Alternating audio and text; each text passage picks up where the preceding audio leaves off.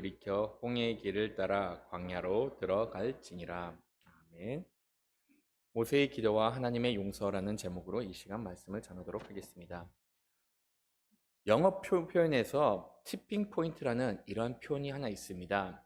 이 티핑 포인트라는 의미는 갑자기 뒤바뀌는 시점, 점이라고 이렇게 볼 수가 있습니다. 아니면 이것을 좀 달리 표현을 하면은 변화의 시작되는 시점이라고 이렇게 이야기할 수가 있다는 것이죠. 이런 개념을 소개했던 사람은 노벨 경제학자였던 토마스 쉘링이라는 사람이 자신의 논문에 소개했던 그러한 이론이었습니다. 특정 수가 넘어가게 되면은 여기서는 모든 상황이 변화될 수가 있다라는 그러한 논리를 펼쳤던 것이었죠. 이것을 이렇게 사회에서 일어나는 현상을 통해서 또다시 이렇게 이야기를 해줬는데, 특정 지역에 백인들이 주로 거주하는 지역을 보면은 그곳에는 백인들 웬만해서는 이주하지 않는다라고 이렇게 이야기를 합니다. 그런데 어느 날 갑자기 흑인들이 이렇게 한두 명 들어오기 시작하면은 거기는 변화가 일어나기 시작한다라고 이렇게 얘기를 하였던 것이었죠. 근데 큰 변화는 일어나지 않지만은 그 동네에서 어느 순간 흑인들이 20%가 넘어가기 시작하면은 어느 순간 그 백인 동네였던 그 지역에 그 백인들은 떠나게 되고 이제는 거기서 흑인들이 살아가는 그런 동네로 바뀌게 되는 현상이 보았다라고 이렇게 이야기를 하면서 그 티핑 포인트라는 의미를 이렇게 부각을 시킨 것을 보게 됩니다. 이 세상을 살아가다 보면은 정말로 어느 시점이 지나가다 보면은 이 모든 상황이 변하는 것을 볼 수가 있습니다. 이런 개념을 이렇게 토대로 해서 쓴 책이 있는데 더 티핑 포인트라는 책이 있었는데 그 책에도 마지막에는 이렇게 이야기를 합니다. 세상이 둘러보면은 절대로 변하지 않고 움직이지 않는 듯해 보인다. 그런데 그렇지는 않다. 적시적소에 약간의 힘만 실어주면은 한순간에 모든 것이 변할 수가 있다라고 이렇게 이야기를 하였습니다. 실질적으로 우리의 삶에 있어 절대로 변하지 않을 것 같은 일들이 있어도 한순간 잘못된 적소에다 이렇게 힘을 가해주다 보면은 그 모든 상황이 변할 수가 있다는 것이죠. 삶뿐만이 아니라 우리가 신앙생활 하는데 성경에서도 이러한 일들이 벌어질 수가 있음을 가르쳐주고 있습니다. 오늘 말씀을 보시면은 티핑 포인트가 두 번 일어나는 것을 볼 수가 있습니다. 한 번은 첫 번째 티핑 포인트는 어디서 일어나는가? 바로 가데스 바네아에서 이렇게 일어나는 것을 볼 수가 있습니다. 여러분들도 아시다시피 하나님께서는 이스라엘 백성들에게 가나안이라는 땅을 허락해 주셨습니다. 그런데 이 이스라엘 백성들 하나님을 온전히 믿지 못하였다 보니 거기다 정탐꾼을 보내가지고 어떻게 그곳을 들어갈지 이렇게 논하였습니다. 안타깝게도 이 정탐꾼이 돌아왔을 때 그들은 그 땅을 자신들은 들어갈 수가 없다라는 그러한 결론을 내렸습니다. 거기는 거인들이 살고 난공불락의 성들이 있다 보니까는 우리는 그것을 차지할 수가 없다라고 이렇게 보고를 하면서 이스라엘 백성들이 하나님께 불평을 하기 시작했던 것이었죠. 이것이 하나님의 티핑 포인트를 이루게 되었습니다. 하나님께서는 이렇게 불평하는 이스라엘 백성들을 보고 나서 이렇게 말씀하십니다. 나를 대해서 멸시한다. 나에게 불평하는 것은 나에 대한 멸시다라고 이렇게까지 말씀을 하셨습니다. 하나님께서 싫어하는 것들이 몇 가지가 있는 것을 우리는 너무나도 잘 알고 있어요. 하나님께서 싫어하시는 것, 죄를 싫어하십니다. 그 죄의 목록 중에서 본다라고 하면은 하나님께서 특별히 싫어하신 것 무엇이 있는가 하면은 교만한 사람들 하나님께서는 싫어하십니다. 또한 하나님께서 싫어하는 것들이 무엇인가를 보면은 바로 이렇게 하나님께 불평을 하는 그러한 죄악들을 싫어하고 계심을 알 수가 있습니다. 우리는 불평과 불만을 하는 거 이거 그냥 우리의 의사로 표현한다라고 생각을 할 때가 있습니다. 하지만 불평과 원망을 하는 것 하나님께서는 우리에게 분명히 하시는 말씀은 이것은 하나님을 멸시하는 행동이다라고 이렇게 말씀을 해주고 있습니다. 불평이 하나님께 멸시하는 거다. 하나님을 멸시하는 행동이다. 이것을 어떻게 연관을 지을 수가 있을까요? 그냥 보편적인 접근을 우리는 일반적으로 할 수가 있습니다. 세상 사람들은 자신들의 상황에 맞지 않고 자신들의 뜻이 원하는 대로 이루어지지 않을 때는 그런데 간혹 불평을 하곤 합니다. 지금 이것이 내 뜻대로 이루어지지 않다. 나는 이렇게 일이 진행된 것을 원치 않은데 이렇게 일이 진행되다 보니 그 상황에 대해서 내가 불편하다 보니 거기에 대해서 이렇게 불평을 하게 된다는 거죠. 하나님을 믿는 사람들이 자신이 원하는 대로 불평을 하게 되면 어떤 일들이 벌어질까요? 우리는 우리 중심대로 살아가지 않습니다. 세상 사람들은 자기 중심대로 이루어지지 않기 때문에 거기에 대해서 불만을 표현하는데, 우리는 하나님을 따르는 백성으로서는 우리 삶의 중심에는 하나님이 계십니다. 이 모든 상황을 하나님께서 주도를 하신다는 것을 우리가 믿고 있는데, 이 상황이 마음에 들지 않는다고 해가지고 불평한다는 것은 이 상황을 허락해 주신 하나님께 대한 불평을 하게 되는 것입니다. 내가 원하는 대로 일이 풀리지 않으니까는 거기에 대해서 이렇게 하나님께 불평과 원망을 늘어내고 있다는 것이죠. 달리 말해서는 하나님께서 이루시는 것에 대해서 그것을 받아들이지 않겠다고 하면서 하나님에 대한 주권을 무시하고 하나님을 멸시하는 행동이 된다라고 이렇게 보시면 됩니다. 하나님의 주권을 인정하는 사람들은 이 모든 상황이 하나님의 뜻대로 이루어진 것을 받아들여야 하기 때문에 여기에 대해서 불평을 할 수 있는 불평의 목소리를 내서는 안 된다는 것이죠. 물론 이것은 그냥 일반적인 접근인데, 이들이 이렇게 불평하는 사항들을 보시면은 좀 더 구체적으로 하나님께서는 언급을 하고 계십니다. 이들은 가나안 땅에 들어가 가지고 자신들이 들어가지 못한다라는 그러한 결론을 내리면서 거기에 대해서 하나님께 불평을 했던 겁니다. 이러한 불평에 대해서는 하나님께서 어떻게 말씀을 하고 계시는가? 지금까지 내가 너희들을 이렇게 인도해 나왔는데 너희들은 여전히 나의 능력을 깨닫지도 못하고 신뢰하지도 못하고 믿지도 못하고 있구나라고 이렇게 말씀을 하셨습니다.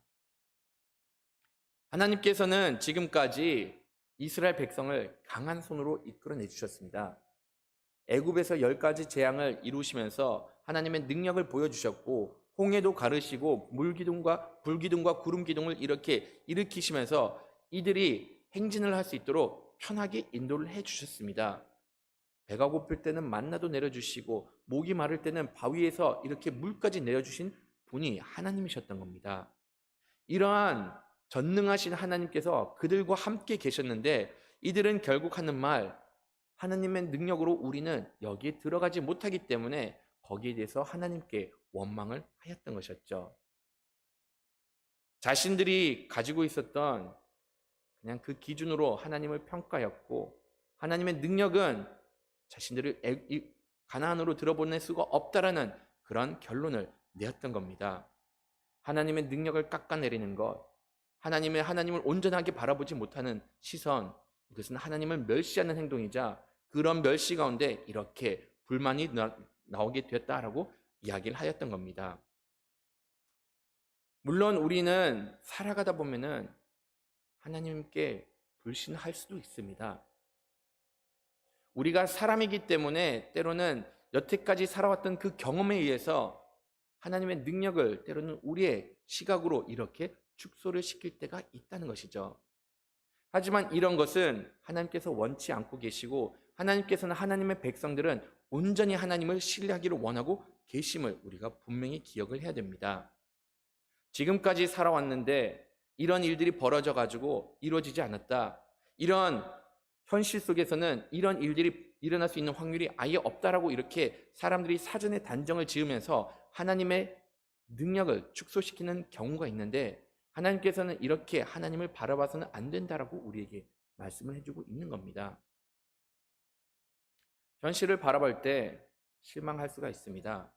그런 다음에 불신할 수가 있습니다. 하지만 이런 불신을 우리가 그러면 어떻게 극복할 수가 있을까요? 하나님께서는 말씀하시면은 지금까지 내가 행해왔던 것을 너희들이 보지 못하였느냐라고 이렇게 말씀하십니다. 지금까지 내가 너희들을 위해서 이렇게 많은 기적을 행했는데 아직까지 믿지를 못하느냐라고 이렇게 말씀을 하고 계신다는 거죠. 우리가 우리 앞에 있는 현실을 바라보면서 좌절하고 있을 때 그냥 앞으로만 바라보지 않고 때로는 지금까지 우리를 인도해 주신 하나님을 바라보기를 바랍니다. 여태까지 하나님께서는 우리가 이 자리에 쓸 수 있도록 인도를 해주신 분입니다. 도저히 내가 이 자리에 쓸 수가 없었는데도 불구하고 하나님께서는 온갖 기적을 행하시면서 우리를 지금까지 인도를 해주셨습니다. 그러면은 지금까지 우리를 인도해 주신 하나님을 다시 한번 좀 신뢰하라고 이렇게 말씀을 하셨습니다. 저도 이 부분은 그냥 제가 사역하는 가운데 제 마음에 어, 거듭 새기곤 합니다. 사역자로 살다 보면은 앞날 그렇게 밝지는 않더라고요. 우리 장로님께서 저를 되게 걱정하시면서 노년도 생각을 하시고 사전에 준비해야 된다라고 거듭 말씀해 주십니다. 근데 제가 아무리 생각해봐도 제 노년 답이 없더라고요. 아무리 모은다고 하더라도 이거 답이 없다라는 생각밖에 들지가 않습니다. 그런데 아무리 앞을 바라봐도 답이 없다고 하더라도 지금까지 인도해 주신 하나님을 바라보면은 그 가운데 답이 있다라는 것을 보게 됩니다. 지금 제가 이 사역자로 쓸 수가 있었던 것, 하나님께서 인도해 주셨기 때문에 이 자리까지 올 수가 있게 되었습니다. 학비도 없었고 어떻게 지금 여러 가지 부분에서 어려움을 겪었는데 그때그때마다 하나님께서 해결책을 해주시면서 제가 생각지도 못하는 곳에서 도움의 손길을 뻗어주다 보니 제가 이 자리까지 설 수가 있게 되었다는 것이죠.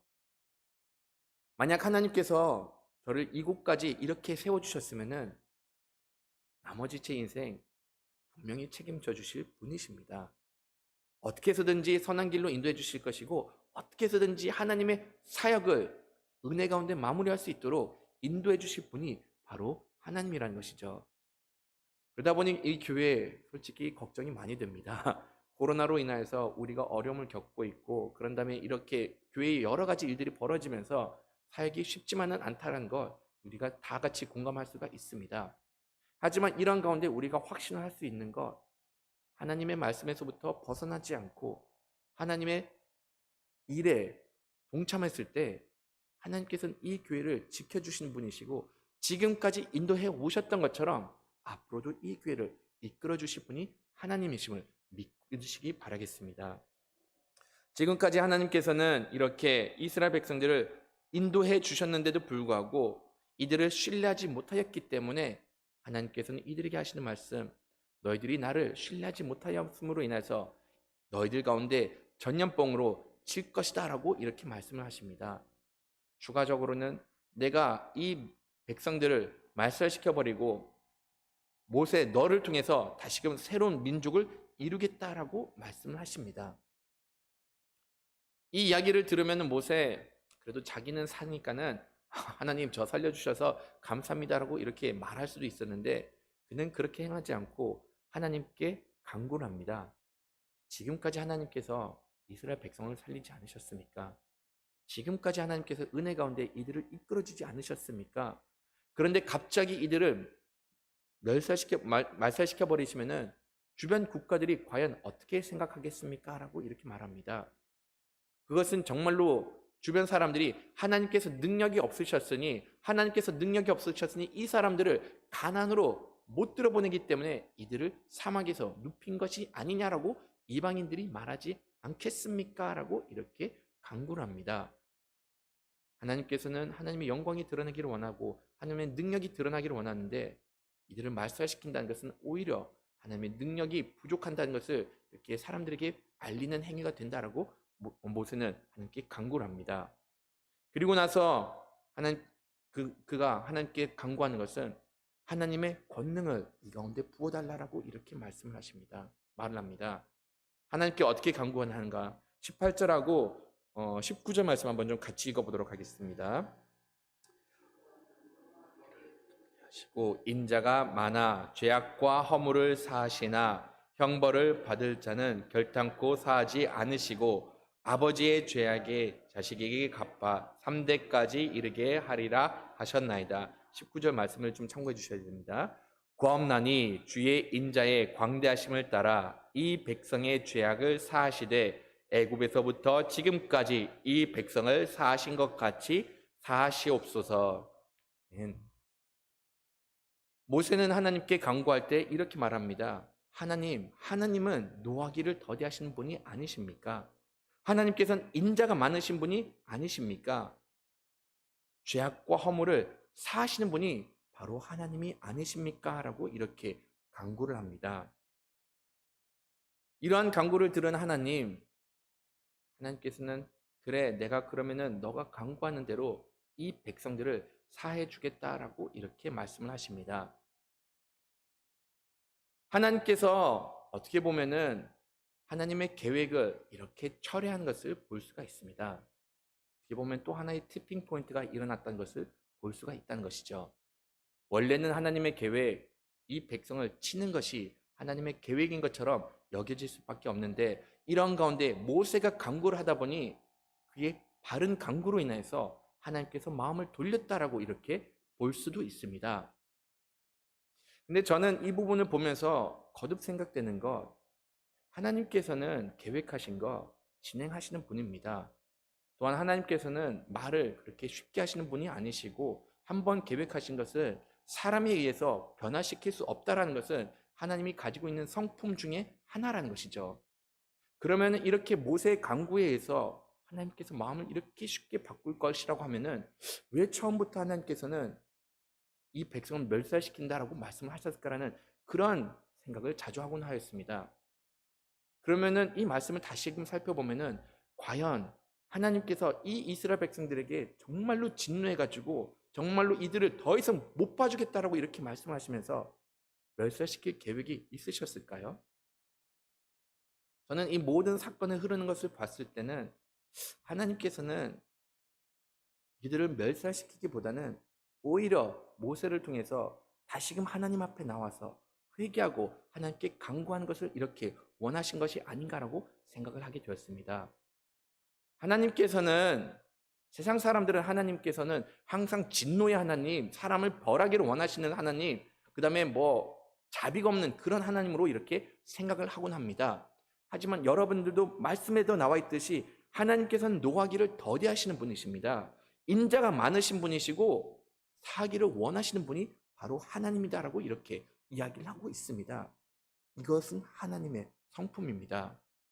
이런 하나님의 성품을 안다라고 하면은, 지금 만약 너희들이 이 자리에서 하나님께 돌아오지 않는다라고 하면은 너희들의 결말은 진노가 임하게 되는 것이고 영원한 심판을 받게 되는 건데, 너희들이 만약 나에게 돌아와가지고 회개하고 나에게 죄의 용서함을 구한다라고 하면은 나는 너희들에게 사해주는 바로 그런 인자의 하나님이심을 이렇게 말씀을 해주고 있었던 겁니다. 하나님께서는 우리들로부터 간절히 원하는 것, 잘못을 범하였을 때 거기에 대한 뉘우침을 원하고 계셨고, 하나님께 간구하면서 죄 사해 달라고 용서를 구하는 것이 하나님의 백성들로부터 요구하는 것임을 이렇게 가르쳐주고 있습니다. 19절 마지막에 보시면은 이 18절부터 19절의 이 간구를 보면은, 모세는 하나님께 이 백성을 살려달라고 이렇게 이야기를 하지 않습니다. 마지막에 보시면은 모세가 간구한 것은 우리를 사하여 주십시오라고 이렇게 말합니다. 이들이 죽음을 당했던 그 배경은 바로 하나님께 대해서 벌을 범하였기 때문에, 하나님을 멸시하였기 때문에 죄에 대한 심판이었던 것이고, 지금 모세가 간구했던 것은 우리 죄를 용서해달라고 이렇게 간구를 하였던 겁니다. 잘못을 인정하고 회개하는 것, 이것이 하나님의 백성이 추구해야 되는 삶임을 이렇게 가르쳐주고 있습니다. 누구나 다 실수를 범하기 마련입니다. 누구나 다 넘어질 수도 있고, 때로는 우리가 하나님 앞에서 죄를 범할 때도 있는 것을 모든 사람들이 다 알고 있습니다. 근데 우리가 작은 죄를 범할 때마다 하나님께서 바로바로 화를 내시고 분노하시면서 벌하는 분은 아니십니다. 오히려 하나님께서는 잠깐 기다려 주시고 우리가 그 죄악으로부터 돌아서고 다시금 하나님께 용서함을 구하기를 원하고 계신다는 것이죠. 여러분들도 간혹 이러한 이야기를 들으셨을 때가 있습니다. 주일날 온전히 예배를 드리지 않아가지고 놀러 갔을 때 사고를 당했던 것, 하나님께서 분노하셨다, 그렇게 말하시는 이야기를 들으신 분도 있을 거고, 아니면은 하나님께 드려야 될 거 다 드리지 않았다 보니 사업이 망했다, 이런 이야기도 들으셨을 수도 있습니다. 물론 하나님께서 그렇게 행하실 때도 있습니다. 그런데 우리가 먼저 알아야 될 것, 하나님께서는 인자하신 분이시고 자비로우신 분이시고 노하기를 더디하시는 분입니다. 노하기를 더디하는 것 다른 이유가 아니라, 우리가 우리의 잘못을 깨닫고 하나님께 회개를 하고 하나님께 다시금 돌아오면은 그런 가운데 또 다시금 하나님의 은혜를 누릴 수가 있음을 가르쳐주고 있습니다. 물론 하나님께서는 노하기를 더디하시는 분입니다. 그런데 하나님은 또한 신실한 분임을 이렇게 가르쳐주고 있습니다. 18절 말씀을 보시면은 여기서는 노하기를 더디하시고 죄와 허물을 사하시나 형벌 받을 자는 결단코 사하지 않는다라고 이렇게 말씀을 하셨습니다. 하나님께서는 죄를 외면하는 사람은 아닙니다. 죄에 대한 대가, 이것은 분명히 치러야 됨을 가르쳐주고 있습니다. 구약에서는 죄에 대한 대가, 제사를 드림으로 인해서 피 흘리심으로 인해서 그 대가를 치르게 만들었고, 또한 이제 신약에 넘어와서는 예수님께서조차도 이 죄에 대한 대가를 우리를 대신해서 치렀기 때문에 죄에 대한 문제는 이렇게 해결을 받았지만은, 분명한 것은 하나님께서 이렇게 죄에 대한 대가를 또한 치러야 됨을 가르쳐주고 있습니다.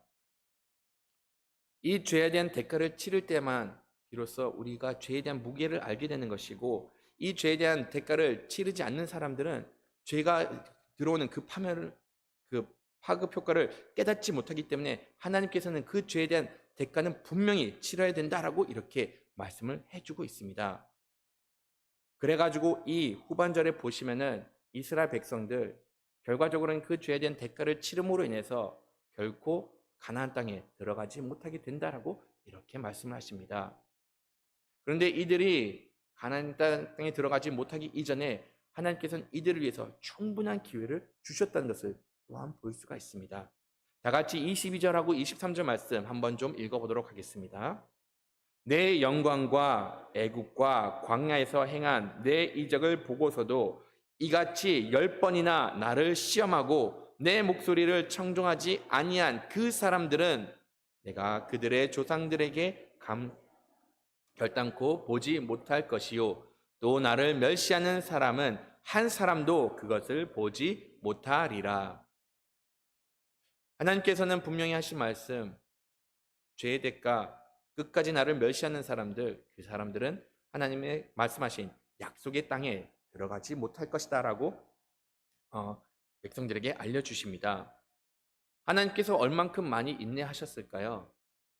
말씀을 보시면은 10번이나 나를 시험하였다라고 이렇게 말씀을 하고 있습니다. 10번이나 하나님께 불만과 불평을 이렇게 드러냈고 10번이나 하나님의 말씀을 불순종했다, 불신하였다라고 이렇게 이야기를 하고 있습니다. 10번 적은 수는 아닙니다. 그런데 다른 한편으로 생각하는 것, 예수님께서는 일회에 77번까지 이렇게 말씀하셨는데 거기에 비해서는 이 숫자 터무니없이 적다라고 이렇게 느껴질 수가 있습니다. 그리고 실질적으로 말씀을 살펴보면은 이스라엘 백성들 이 말씀의 기준으로 봤을 때는 10번도 채 되지 않는다는 것을 보게 됩니다. 이렇게 출애굽기 사건을 쭉 살펴보다 보면은 홍해 사건 때 그때 한번 불평하고 그다음에 마라 사건, 그다음에 르비딤 사건, 금송아지 사건, 뭐 그 이후에 뭐 다베라 사건, 기브리 핫다바 사건, 아니면 가데스 바냐 사건 이렇게 모든 것을 다 나열을 해본다고 하더라도 9번밖에 되지 않는다는 것이죠. 그러면 하나님께서 이렇게 기록되지 않는 것 이외에 더 추가적으로 이스라엘 백성들이 불순종해서 하나님께서 10번을 이라고 언급을 하셨을까라고 생각을 할 수도 있습니다. 그런데 이렇게 보면은 이 10번은 단지 그냥 그 숫자 10번을 두고 이렇게 이야기한 것은 아니라는 것은 대충 짐작을 할 수가 있습니다. 이들이 실질적으로 말씀에 기록된 것은 한 9번밖에 되지 않는데 이렇게 10번이라고 이야기했던 것은 10이라는 숫자는 완전 숫자를 의미하고 있습니다. 이들이 나에게 거역을 했을 때 이 거역된 것, 이들이 처음부터 끝까지 나를 따르지 않는 그런 완전한 불신으로 나에게 다가왔기 때문에 이들에게 있어서 하나님의 구원이 임하지 않을 것이다라고 이렇게 말씀을 하신 겁니다. 하나님께서는 우리들에게 구원을 베풀기를 원하고 계시고 하나님의 은혜를 누리기를 원하고 계십니다. 그런데 완강하게 하나님의 은혜를 거절하는 사람들에게는 이 은혜가 임할 수가 없음을 가르쳐주고 있습니다. 아무리 하나님께서 테두리를 쳐주시고 우리를 보호해주고 싶지만은 계속해서 그 테두리 밖으로 나가는 사람들은 하나님의 구원을, 보호하심을 누릴 수가 없다는 것이죠. 이스라엘 백성들 지금까지 하나님께서 그 많은 놀라운 기적들을 보여줬는데도 불구하고 끝까지 하나님을 불신하고 끝까지 하나님을 따르지 않다 보니 끝내는 이들 더 이상 나는 너희들의 나를 신뢰하지 못하고 완전히 너희들의 마음이 돌아섰구나라고 하다 보니 이런 가운데 이들은 가나안 땅에 들어가지 못하게 된다라고 이렇게 말씀을 하신 겁니다. 하나님께서는 우리에게 항상 은혜를 더하여 주기를 원하고 계십니다. 항상 우리를 푸른 초장으로 이끌어 가기를 원하고 계신다는 것이죠. 그럼에도 불구하고 하나님의 선하신 뜻을 바르게 깨닫지 못하는 사람들, 거듭해서 하나님께 불평과 불만을 늘어놓고 하나님을 신뢰하지 못하는 사람은 하나님의 은혜를 누릴 수가 없음을 가르쳐주고 있습니다. 하나님께서는 어떤 사람들에게 은혜를 부어주실까요? 하나님을 신뢰하는 사람들에게 하나님께서는 은혜를 부어주십니다. 또한 내가 겸손히 주님 앞에 나의 잘못을 고백하는 사람들에게 하나님께서는 이렇게 은혜를 부어주심을 가르쳐주고 있습니다. 이것이 믿는 사람으로서 자신의 환경을 급격히 변화시킬 수 있는 진리 중의 하나임을 분명히 깨닫기를 원합니다. 불평과 불만을 늘어났을 때 이것은 우리의 삶의 티핑 포인트가 될 수가 있습니다. 오히려 그런 가운데 더 큰 불행을 초래할 수가 있고 더 잘못된 결론을 내릴 수가 있지만은 반대로 우리가 하나님께 회개하고 하나님께 감사와 찬양을 드릴 때 이것 또한 하나님께서 우리를 선한 방향으로 이끌어 주시는 티핑 포인트가 될 수가 있음을 분명히 가르쳐 주고 있습니다. 이스라엘 백성들 이런 사실을 깨닫지 못하였기 때문에 끝까지 하나님께 불평과 불만을 늘어놓고 끝내는 그들은 그들의 열매를 거둬들이게 되었습니다. 하나님께서는 우리에게 다시금 말씀해 주십니다. 너희들은 나의 백성이고 나는 너희들을 항상 선한 곳으로 인도해 주신다. 그러니 나의 능력을 믿고 의지하면서 따라라.